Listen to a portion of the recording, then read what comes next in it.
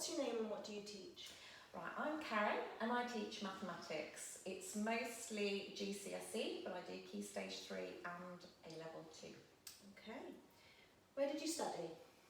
I studied at the Bristol University of the West of England, but I also studied at Bath Spa, which is now Bath Spa University College, isn't it, or something, but yes.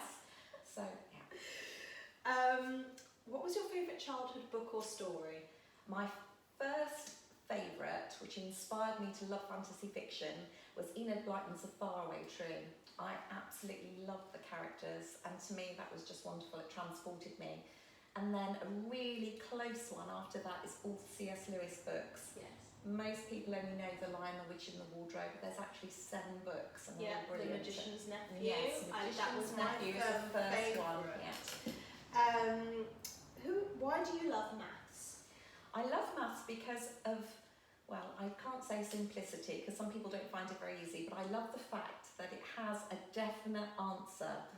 Now, I'm not thinking about theoretical maths, which obviously if you go on and do it at degree level, that can take you in a completely different direction. I'm talking about your everyday maths. And I like the fact that I could go back and check my answer, every stage of my answer, and I could sit back confident that I'd actually got it right.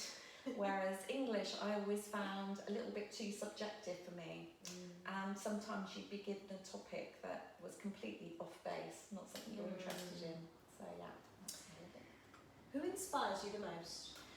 I've got a couple of inspirational people. My father was one because he was dyslexic, and at school he was called Snowball. His teacher actually called him Snowball because he had nothing between his ears. That's what he used to say.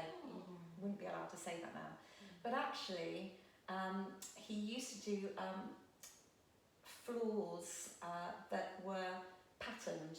So he'd have to put all the pieces together so that they would create this pattern in these lovely stately homes. Like a mosaic. Like a mosaic, or it would have be a compass.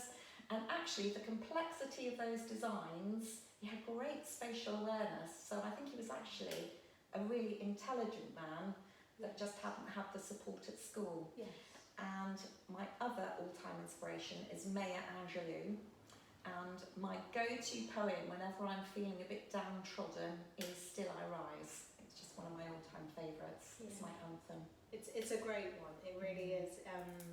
She also wrote some brilliant books as well, didn't she? Oh yes, she was she was an amazing lady. She did poetry. She also supported Martin Luther King. Yes. She was a singer. She had everything going yeah, on. everything. She was an amazing lady. Yeah.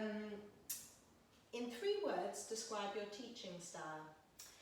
Right, if I was to describe it myself, I would say motivational, inspirational, and a little bit kooky.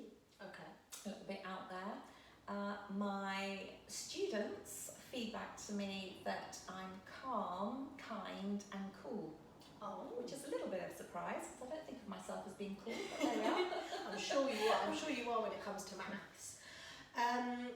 Why is maths important, do you think?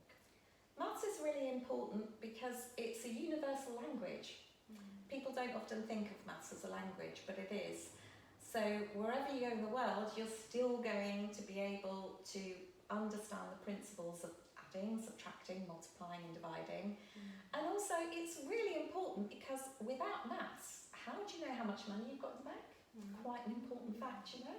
How much tax do you have to pay? How do you know if you've spent too much or too little?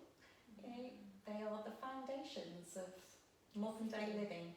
I heard a really great thing from Stephen Hawkins the other month. There was lots of interviews about him, and he was talking about how maths is the language of space. Yes. And he was saying, you know, it's a really great tool. Like if you're going to go into anything scientific, you need maths as your foundation because then you'll understand what they're talking about. So I see what you mean by it's a universal But even if you language. don't want to go into science, you know, you think about accounting, you think if you want to be self-employed. Now, you know, Richard Branson is dyscalculic, I think, and so his numbers get jumbled up. So he has to rely 100% on his staff and his accountant because he can't actually do that for himself. So obviously he's a really wealthy man, but he's got to have people he trusts around him, otherwise they could mismanage his money quite easily, I think. Exactly. Okay, and then finally, what's your top tip for maths? Top tip is don't panic. Whatever you do, don't panic. And also, it's two really, ask questions. There are no stupid questions, and I will always answer them with the respect and courtesy they deserve. So let me give you an example. I had one student shout out in the middle of a test, "What's annum, miss?" What is annum? They'd never heard the word before, so we just talked about it. Had someone else shout out, "What's VAT?" Now, it's quite important that you know what VAT is, and it's quite important that you know that annum means per year. Particularly in this job, doing it.